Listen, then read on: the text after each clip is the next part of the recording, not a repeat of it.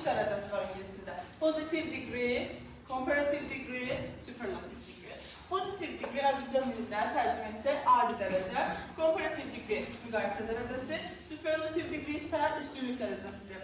Positive degree uşaqlar as və yaxud da not so as-lə düzəlir adətən. Yəni xüsusi bir şəkilçisi olmur. Yanında heç nə olmur. As ola bilər, not so as ola bilər və yaxud da so as ola bilər.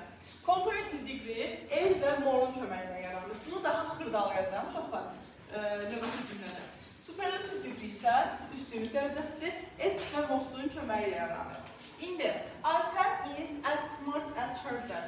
Ayten atası kimi ağıllıdır. As smart as. Bunun tərcüməsi kimi, qədər tərcümə olunur. Bu oldu bizim pozitiv degreemizə aid bir misal. İkinci comparative degree'yə aid biz eləyə bilərik ki, Zeynəb, bunu asaycalı bir sözdən eləyirəm. Tol söz var, tol, hündürdür. Taller, Zeynep is taller than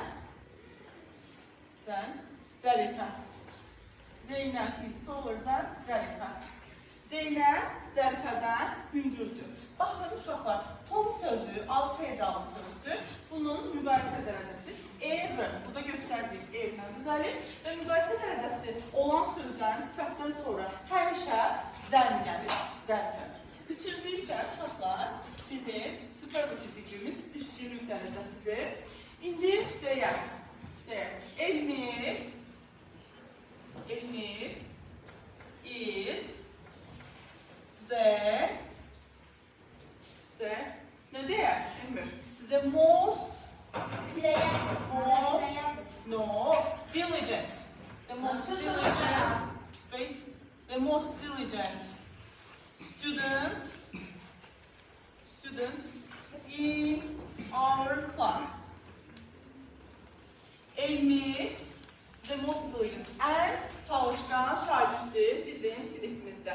Uşaqlar, superlative degree üstünlük dərəcəsində bir qrupda, bir sinifdə, bir toplumda, ümumi toplumun içində bir nəfərin nəyəsə ən yaxşı, ən pis, ən çalışkan olduğunu göstərmək üçün istifadə olunur.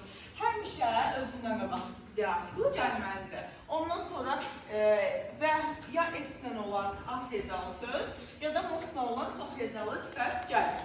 Başa düşdük, bu bizim sifətimizin 3 dərəcəsidir. That's all. Bye bye.